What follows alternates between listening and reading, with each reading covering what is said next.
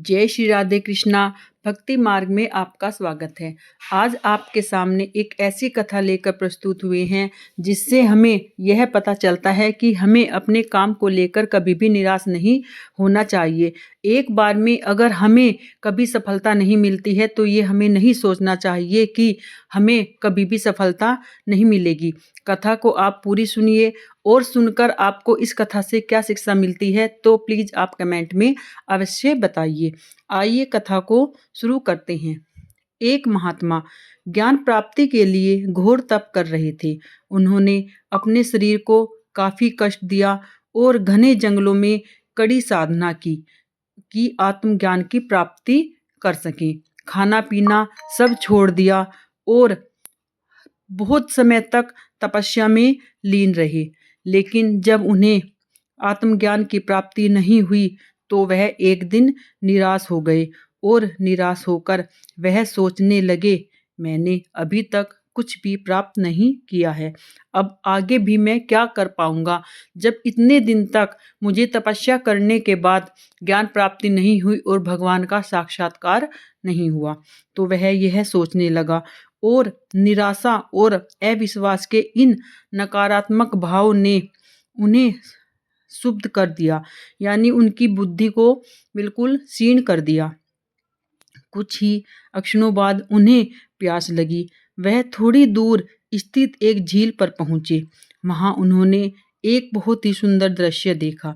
एक नन्ही सी गिलहरी के दो बच्चे झील में डूब रहे थे। पहले तो गिलहरी बैठी रही, फिर कुछ देर बाद उठकर वह झील के पास गई और अपना सारा शरीर झील के पानी में भिगोया और फिर बाहर आकर झाड़ने लगी। वह ऐसा बार बार करने लगी। महात्मा सोचने लगे, इस गिलहरी का प्रयास कितना मूर्खतापूर्ण है, क्या कभी इस झील के पानी को सुखा सकेगी? किंतु गिलहरी का प्रयास लगातार जारी रहा। महात्मा को लगा मानो गिलहरी कह रही हो कि यह झील कभी खाली होगी या नहीं, मैं ये नहीं जानती हूँ, किंतु मैं अपना प्रयास नहीं छोड़ूंगी। अतः उसे छोटी सी गिलहरी ने महात्मा को अपने लक्ष्य मार्ग से विचलित होने से बचा लिया। वह सोचने लगे कि जब यह नन्ही गिलहरी अपने लघु सामर्थ्य से झील को सुखा देने का दृढ़ संकल्प ले चुकी है तो मुझ में क्या कमी है? क्या मैं अपने बार बार तपस्या को और भगवान आत्मज्ञान की प्राप्ति के लिए बार बार तपस्या नहीं कर सकता हूँ? तो मैं इससे 1000 गुना अधिक अक्षमता रखता हूँ। यह तो एक नन्ही सी गिलहरी है जो इतनी बड़ी झील को सुखाने के लिए, अपने बच्चों को बचाने के लिए इतना प्रयास कर रही है। तो मैं तो फिर भी एक मानव जीवन मुझे मिला है और सद्बुद्धि दी है हमें परमात्मा ने कि हम आत्मज्ञान प्राप्ति के लिए किस तरह प्रयास कर सकते हैं।